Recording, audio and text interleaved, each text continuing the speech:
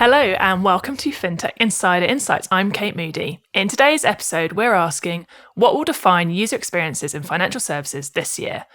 No matter how amazing your financial services product may be, if the UX isn't up to scratch, then no one is going to find that. But there's no set in stone rules for these journeys and experiences, and there are many external factors which may shape a product from one year to the next.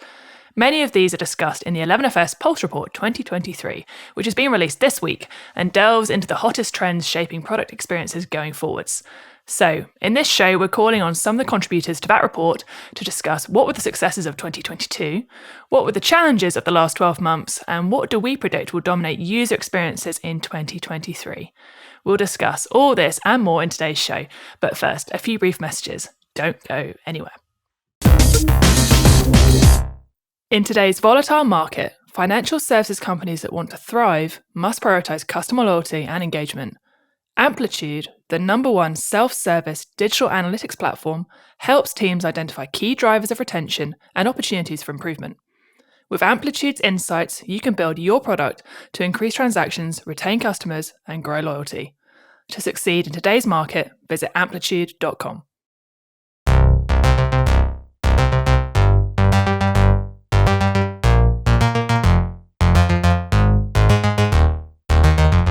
Great, let's get started. As always, I'm joined by a panel of amazing guests who can shed some light on this super interesting topic. First off, I'm joined by my 11FS colleague, Lindsay Kessler, Product Director at 11FS Pulse. Thanks for joining us, Lindsay. What can you tell us about yourself and Pulse, please?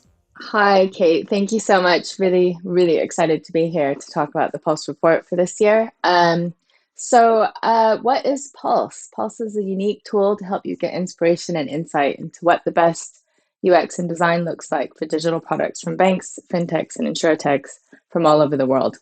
It consists of a curated library of more than 5,000 user journey videos. We carefully rate and analyze each one, provide unique insight so that you can learn from the most influential brands and products out there.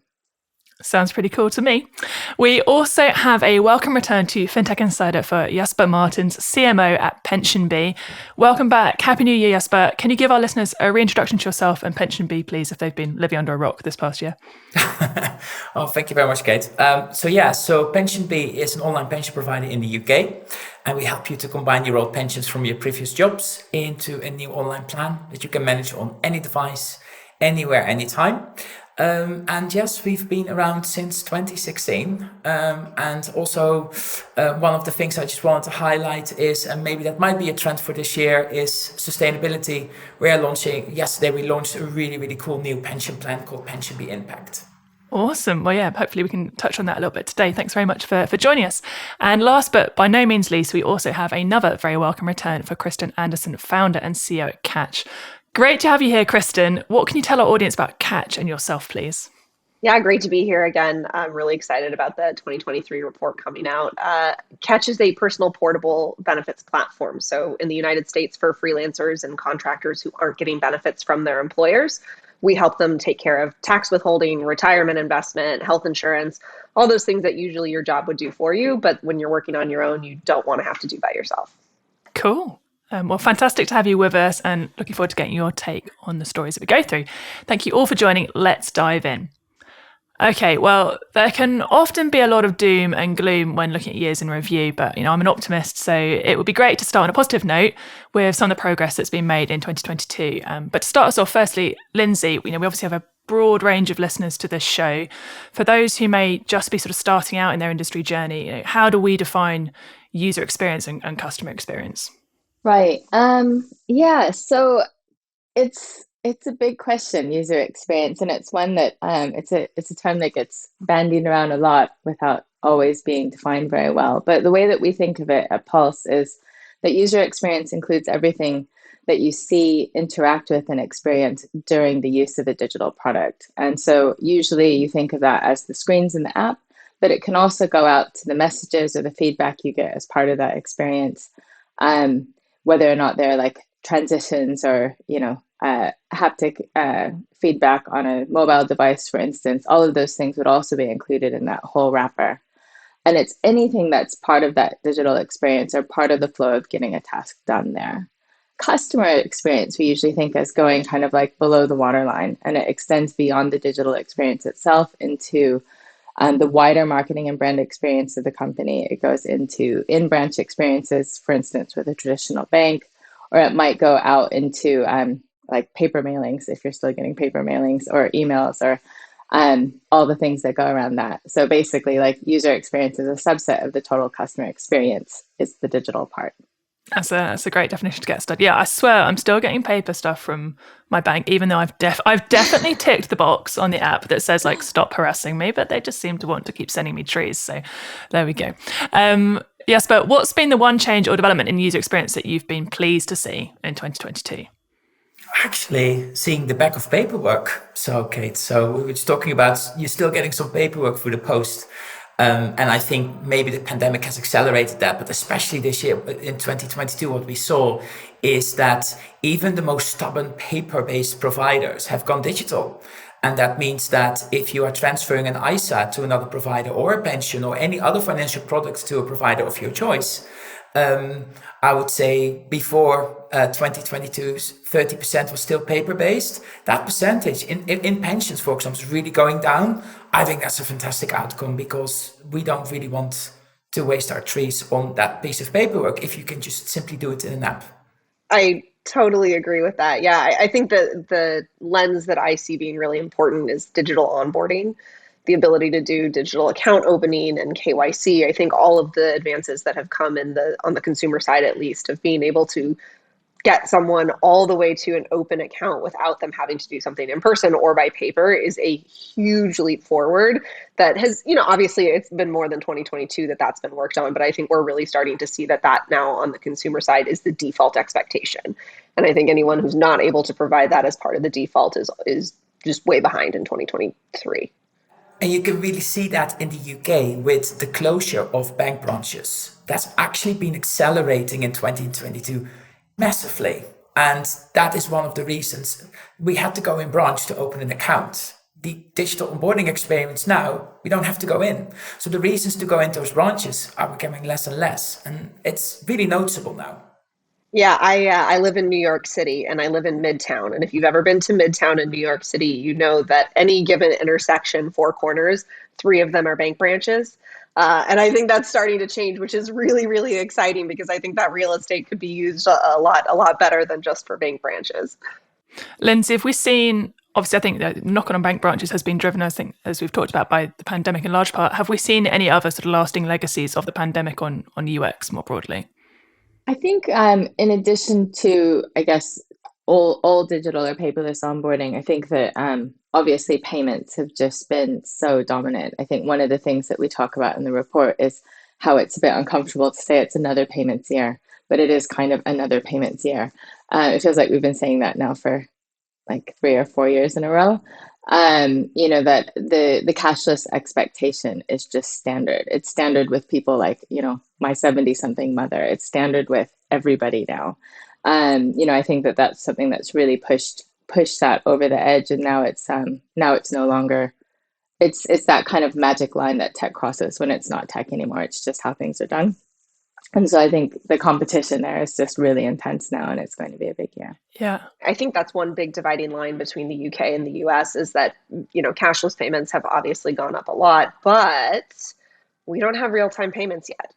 We don't have proliferation of fast money movement, and that makes a huge difference. And I think this was actually one of the challenges that I was looking at, was sort of our money movement on ACH is 3 business days. Even same day ACH can be 2 to 3 business days, right? It's an incredibly long time, and there are faster payment rails, but right now companies are extracting a huge premium for those, right? I love Cash App. I think it's a great product, but the instant cash out, it's expensive, right? And so I think there's a big challenge in the US that hopefully 2023 will start to address, which is real-time payments, FedNow, the opportunity for new rails to move money faster here, because ACH is definitely hurting user experience in US funds. For sure, yeah. Sorry to touch on another topic, which isn't quite in the US yet, but if we take a look at open banking, so Jasper, how much has the maturity of the open banking sector impacted the last year in user journeys, would you say? It's difficult. I would say I would love it to go faster. And I've said this before, open banking is just a piece of technology. It's what you do with it that makes it really shine. What I am seeing is that more and more products you can utilize. Account aggregation is one thing, but actually the user behavior is another one. So there are definitely now money solutions here in the UK. I mentioned apps like Snoop and others that really making some grounds here, where you can see your today's money with your tomorrow's money, but also can you also pay your today's money into your tomorrow's money. So I'm referring, for example, to having a pension pot attached to your bank account in the Money Manager app without actually leaving that Money Manager app. That's the exciting bit, and I can see some providers are really making progress on those things. I think also the 90-day rule has now finally gone, and that means that you had to re-authenticate that you want to connect those accounts in that money app every 3 months. And some providers were absolutely, I would say, desperate to keep you connected with price draws and competitions. I think that's now all going out of the window. So I think people start to adapt to the fact that these connections are here to stay in that app of your choice. And the second bit with open banking, it's not just see what you've got, it's actually taking action in the app of your choice with the accounts you want to manage. That's now been accelerating, and that's a really good thing. But I still think it's not going fast enough. Kristen, obviously, open banking in the US is a slightly different offering at the moment. I mean, we saw some chat at Money 20. I think Rohit Chopra from the Consumer Financial Protection Bureau did sort of allude to the fact that there's going to be progress towards open banking in the US. So do you kind of see that coming? Oh, sorry, we probably shouldn't go into predictions just yet. But I mean, what do you feel is the state of open banking? Well, what has the state of open banking been in 2022 in the US from your perspective? Yeah, we're somewhat lucky in the US that the UK is several years ahead of us on a lot of financial innovations. I am excited to see that we are closing that gap. I think you guys had chip and pin a decade before we did. So hopefully we're now only a couple years behind instead of a full decade. But I think open banking here is still a little bit less defined. And this is speaking to someone who's not deep in the industry, right? I'm sure there are folks at certain companies who could tell you much more about exactly what they think about it. But from a consumer perspective, there's not a lot of understanding about like what it is. Like, what does it mean? How does it affect me? What does it change for my abilities? But I think exactly what Jasper was talking about was like the ability to make change, right, across platforms, right? It's not just the read capability anymore. It's the ability to actually write and make those changes to accounts. That, I think, has started to take hold in different ways, even pre-open banking, where you're seeing more automation tools, the ability to sort of integrate APIs into different backends that can move money. Even banking as a service, in a way, is still providing some of those capabilities of, moving money between accounts in a little bit more of a facilitated way without total separation. But I do think, like, in terms of the CFPB comments, I guess I would say I'm cautiously optimistic, because I am also an optimistic, but I am cautiously so because I think it is a tricky problem for a lot of reasons to get it right. Hopefully we will learn the right lessons from the UK and others who have come further on the journey. But there are a lot of things I think that we need to watch out for in terms of permissions and fraud and all of the other things that like might go along with that, and making sure that we're protecting against those things proactively instead of stepping in the same problems. Absolutely. If I can jump in there really quickly. I mean, I'm a UK-US dual citizen, but I left the US 20 years ago. So I don't know well, I know for sure that my US knowledge is not up to date, and I'm not an American expert at all. But I think what I got from the announcements in the US was actually like at the consumer kind of confidence level, is that average Americans don't have that confidence in the portability and security of their banking data. And to me, having lived in the UK for so long, I'm really shocked at that, because it's like I've totally taken that for granted for most of my adult life. Is like in the UK and in Europe, like there's this absolute confidence, that you'll be able to move accounts, that you can open them easily, that you can shift things around, and that it will stay secure, and that there's safety nets for fraud and stuff. And I feel like the steps, and I share your caution, Kristen, totally, because it's also America and there's lots of steps to go through. But I think there's those early signs that confidence is coming, basically. And once that happens, I think the watershed moment for the US is going to be massive. I think with open banking in the UK, I think the defining moment for me was when more established players were starting to offer open banking functionality within their app. So you're talking about high street banks, for example, not just neobanks. And when I would say the big players are going to adapt it, and not just to be compliant, but actually to use the technology to do something really great with their customers, the trust suddenly is supercharged. That was 2022 for me. Before that, it was some neobanks and some apps, but the big banks have come on board, and they're enthusiastic now.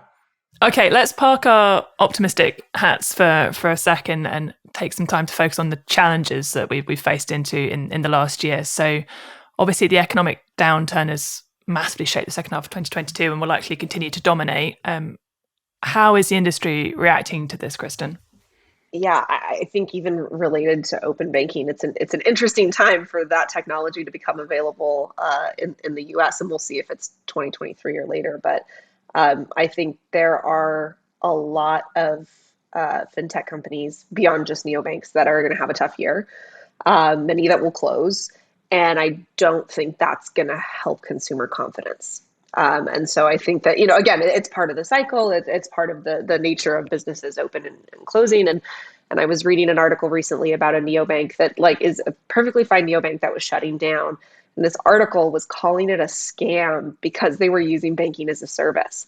And it just sort of shows you that there's still a lack of understanding from the outside industry, right? The people who don't understand fintech insiders, got the name in, but don't understand sort of inside the industry that that's how a lot of this works, right? Of course, this neobank doesn't have a banking charter. They weren't supposed to. That wasn't their model.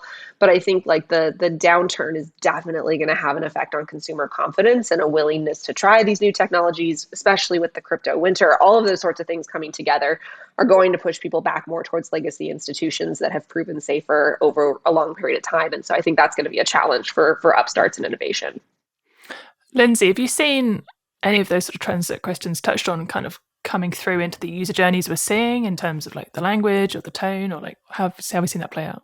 Yeah, I think there's definitely this turn towards a sort of safety and savings, an acknowledgement, at least in a lot of the consumer-oriented products that we review, a lot of acknowledgement that savings is a huge important thing on people's radar in a way that it wasn't a couple of years ago, that that there's messages that come through regularly about ways to save money, responding to the cost of living crisis, responding to unexpected bills. And when those are used positively, they can be hugely beneficial to the user experience as a whole and to consumers' real lives.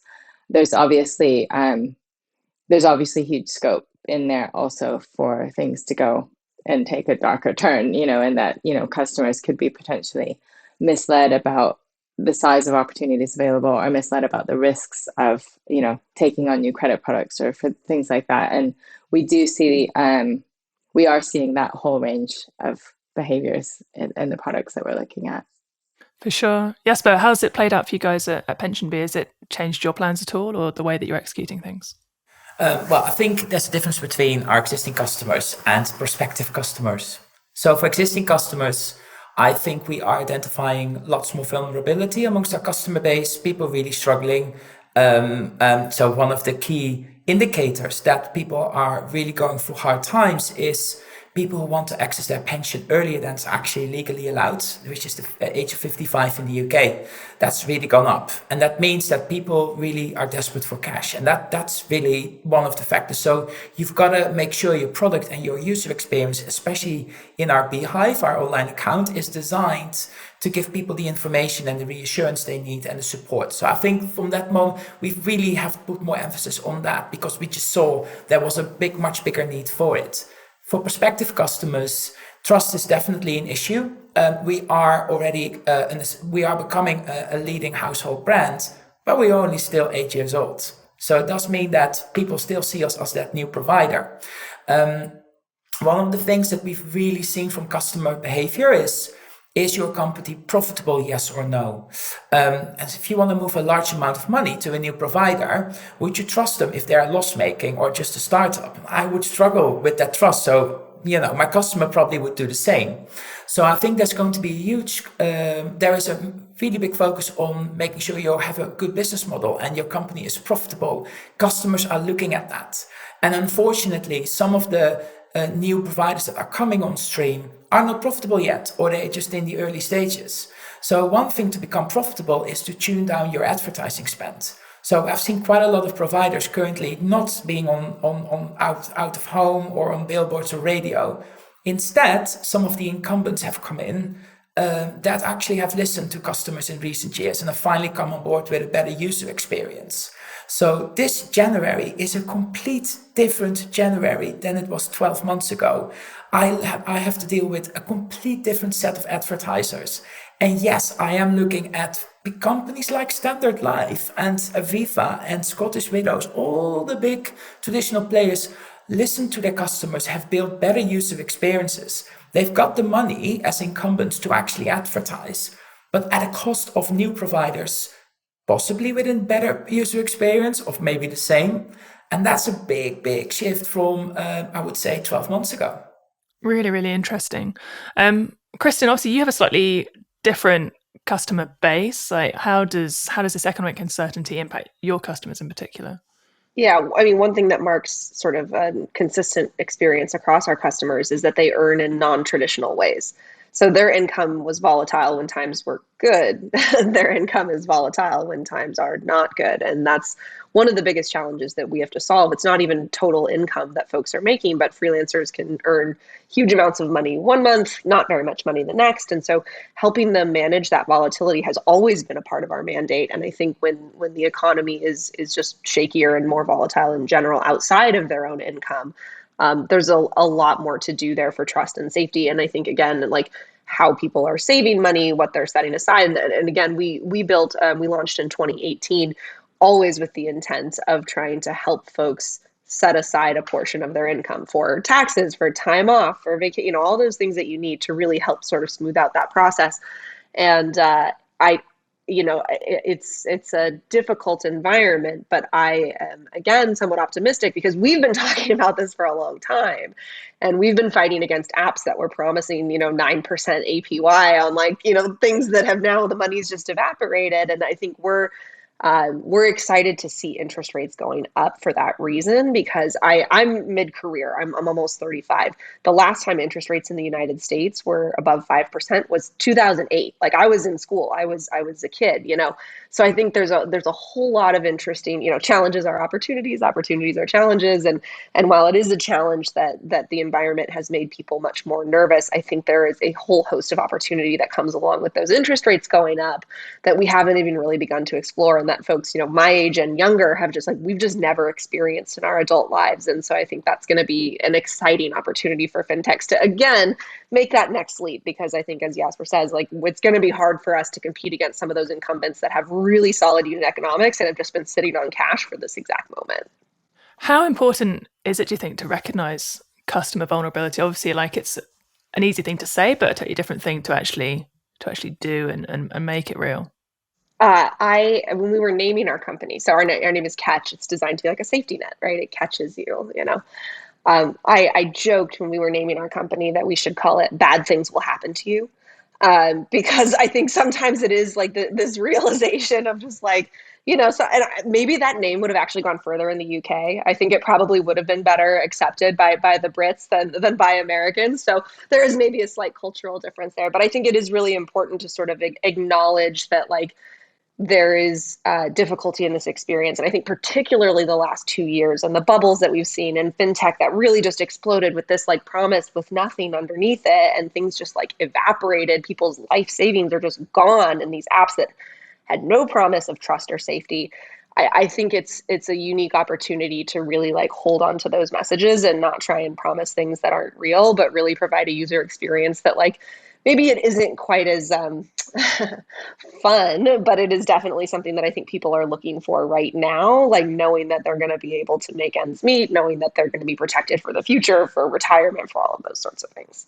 For sure, yeah. Well, I suppose we can't really talk about bubbles bursting without mentioning the crypto winter. I suppose it's probably one of the main stories of the last year. How much has the the challenges that we see in the crypto space impact to sort of crypto adjacent industries, Lindsay?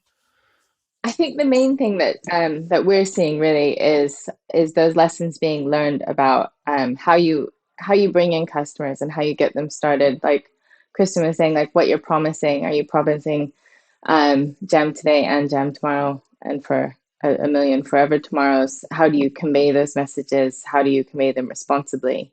And, obviously nothing's been affected there more deeply than I would say the hordes of kind of hobby investors who had a go in the last year, especially in the NFT market.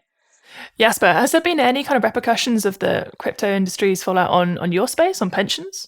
Well, I would say if we widen it a little bit more, just not pensions, but like investments generally, ISAs, etc.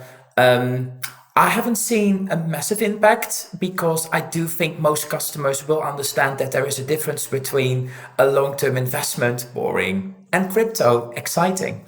And I think that the difference between the two has been quite stark, but also exciting can also mean roller coaster.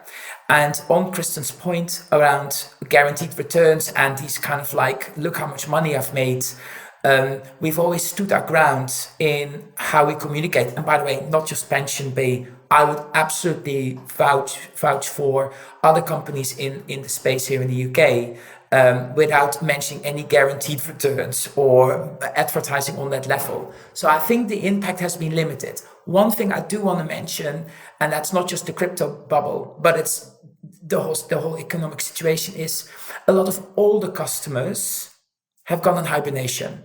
So if you've got actually quite some retirement money, or if you've actually got a nice 401k or a nice ISA saved, you will think twice before you do anything. So I need to defrost, or we as an industry need to defrost that group of customers and trust economic recovery, and post crypto perhaps will help them to get there. They're starting to come back. They're starting to look. I've got quite a lot of customers going into our flow now as well with regards to potentially signing up to us. But I would say it definitely went, that group of customers, we just temporarily didn't see them. So I hope they come back. But I think that crypto was definitely one of the reasons why a lot of people with wealth, with money saved, a pension pot, said, I just want to wait a little bit. What actually is going to happen before I make the move to potentially a new provider? Super interesting. We'll have to keep an eye out on that for sure in 2023. So, well, we're just going to take a quick pause here. We'll be back very shortly. Heads up, people. We've got a brand spanking new report dropping very soon. The 11FS Pulse Report 2023 will officially land later this month. What were the best fintech user journeys of 2022? Which UX trends are set to take the new year by storm? All this will be answered and more with winning insights from our 11FS Pulse team experts and global industry leaders. Go to info.11fs.com/pulse-report to download and to find out more. So that's info.11fs.com/pulse-report. We can't wait to share what we've been working on. Okay, welcome back. Let's lead out with some predictions on how we see this year going from a product experience perspective. So, lots to dig into here. Lindsay, first question to kick us off. Is 2023 going to see the rise of the incumbents? 2023 definitely has a huge opportunity for the incumbents to jump in. It would be a shame if they didn't take it. I think, like has been alluded to earlier, a lot of the established players have been sitting on big war chests, or they've been starting even to invest that in different tactical partnerships. They're starting to see, there's a chance here that we can catch up with these upstarts while they're on the back foot, that kind of thing. So the opportunity is certainly there. I would not underestimate the ability of slow moving ships to be slow moving. However, so, it's not a given. I think the most exciting things, if exciting can be applied to old school banks, like the most exciting thing available really for them is to take advantage of the breathing space and to learn from their competition, to learn from the little guy and really like try to get a few spaces ahead while they can. Yeah, Jasper, obviously you mentioned already like the changes you've seen in terms of the marketing behaviors. Do you think that's going to come through into like the product experience as well this year for incumbents? Some incumbents have really improved the user experience of their existing customer base, but also for new customers. There will be quite a lot of acquisitions. I mean, the rumor machine in London is quite. There's quite some stories going around. I would expect definitely some big incumbents buying a newer partner or a newer company, adopting that user experience into their own. So I think Lindsay is absolutely right. There is this window of opportunity, a bit of breathing space, where and some of them have really caught up. So I think that's definitely visible. Yeah. Kristen, how does it look on your side of the pond? All right, I gotta take the contrarian side of that, only because I think it's not that I think you're incorrect. It's that I think that the opportunities just look different now, and the opportunities of the last 5 to 10 years have been a lot around UI and reskinning, and I think that's great, and it's led to a bunch of improvements, and the incumbents can now take what we've learned at our scrappy early stage startups and apply that as they've been working towards probably since their 2017 5-year plan, right? That we're now seeing the tail end of. But the opportunities for us are so much more exciting, right? I think now that we've kind of cleared the hurdles of some of these things, I think there's a lot of opportunity to rethink product experience beyond just UI, right? It's not about digital onboarding. It's not about like which screen leads to which. There are a lot of best practices that have, and I don't want to say fintech should get all the credit for this. Tech in general has created a lot of best practices for us around how flows should work, how usability should work, how accessibility can be built in from the ground up. And I think that's great. But now what I'm excited about, like I said, high interest environments, like the opportunity to look at an entirely different set of products that haven't been that attractive for a long time. So an example that I always like to use is here in the United States, our retirement is investment, not pensions, right? We're mostly run on 401ks right now. And the reason for that is that the market has been so strong for so long. And I think we're now starting to see after 2008 and now after 2021, 2022, we're starting to see like the market crash can really have an effect on that. So is there a way for us to rethink something like annuities, something like a pension, right? Is there a way for us to build new products that create de-risked opportunities for the long term? And that only happens in an interest environment that isn't zero. So I think it's a slightly different take on it, which is that user experience is going to go far beyond just the UI. Incumbents, sure, let them have their digital onboarding. That's fine. Like us early stage folks are going to be focused on the next thing. To be honest, I think you've got a really good point there. I didn't thought about it this way, but you're absolutely right. In the UK, annuities is just a product that kind of like almost was gone because interest rates were close to zero, and now the A word is being mentioned again, and it's just like we're looking at it. I'm not going to lie, but it's like it's something that's now actually worth exploring because there's demand for it. So yes, it hopefully will also spark new initiatives, new startups, or new product lines at existing companies. I guess to be a bit boring, I reckon I definitely sort of sit somewhere in between. Like half my brain definitely recognizes that breathing space view, but I think I also agree, Kristen. Like I think we're probably going to get to the stage now where we've kind of covered all the patches that a good UI UX experience can cover. And now we're going to get to the stage where actually for customers, it'll be about how you innovate fundamentally on those underlying financial products, how you potentially connect different products together, like actually that connection between your savings and your investment and your current account and your pension fund. Like I think that kind of interconnectivity, which is going to provide a huge amount of potential benefits to customers. I'm intrigued to see whether incumbents actually can move into that space, or fintechs with their more modern banking stacks are going to have an advantage.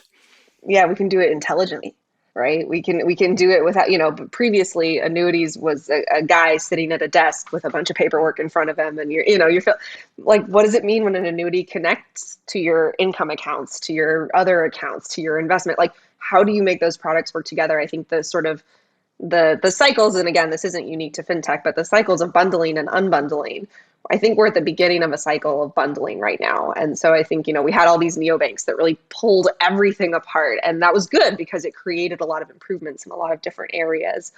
But now it's sort of like, how do we build the big platforms that are taking big amounts of products that the large institutions have done maybe over 100 years, and how do we start to bundle them together with the technology and intelligence that we didn't have the last go round of this?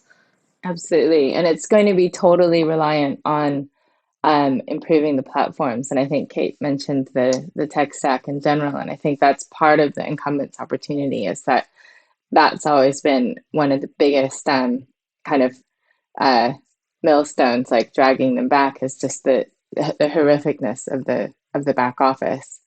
And hopefully that will be one of the opportunities seized by the incumbents. Will be the opportunity to clean up some of those things and to maybe take some chances and actually build some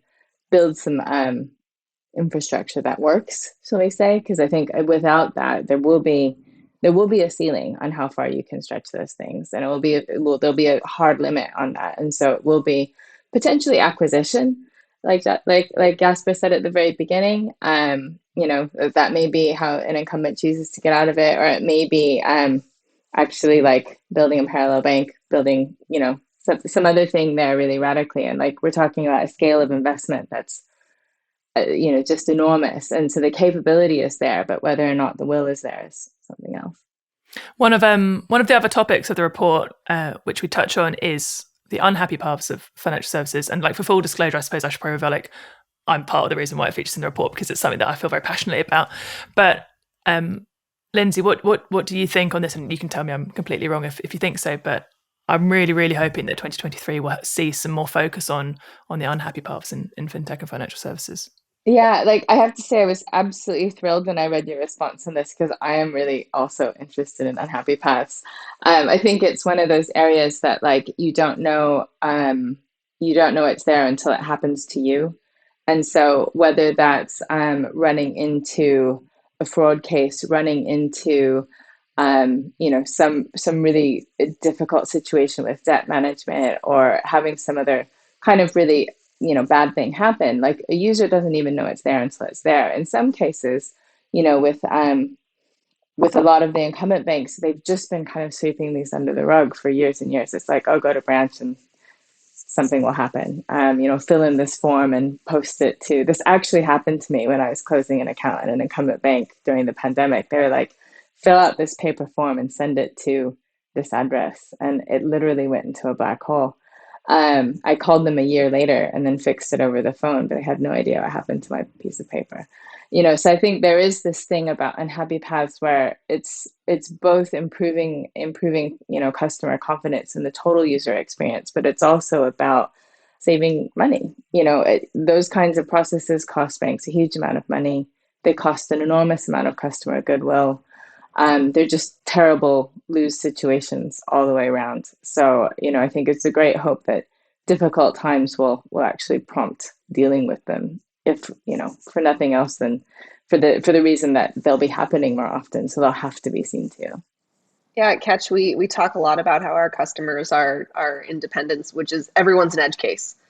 Because they all earn money differently. They all see every person's an edge case, right? Which definitely has some challenges. But I think that's a big opportunity that technology can help resolve. And I think, again, some of those more challenging cases that come up, being able to solve them at scale is still somewhat unexplored. And I think we're starting to crack at them in the industry, but maybe not well enough yet. There's so much we could have covered here, but I think in the interest of time, I think I've got to narrow us in on one final question. So to each of you, I suppose, what one thing would you love to see happen in 2023? Jasper, I'll start with you. I would love to see that people are taking financial decisions this year to help save the planet, or to make the planet a better place. I generally feel this year and beyond, more and more people will actually start to make that leap and seriously going to look at sustainable investing, sustainable financial products. We've launched a new product yesterday, so I'm very pleased with the uptake, and surprise, the boomers are saving us. It's not just the young people who signed up to this plan. Average age is much higher. So I've got faith in the planet. I've got faith in all of our human beings on this planet. And I hope this year will be the year where we not just looking at the highest savings account or the highest return, but we also look at like the highest return for the planet. Absolutely. I'm definitely going to keep my fingers crossed for that one too. Kristen, what about you?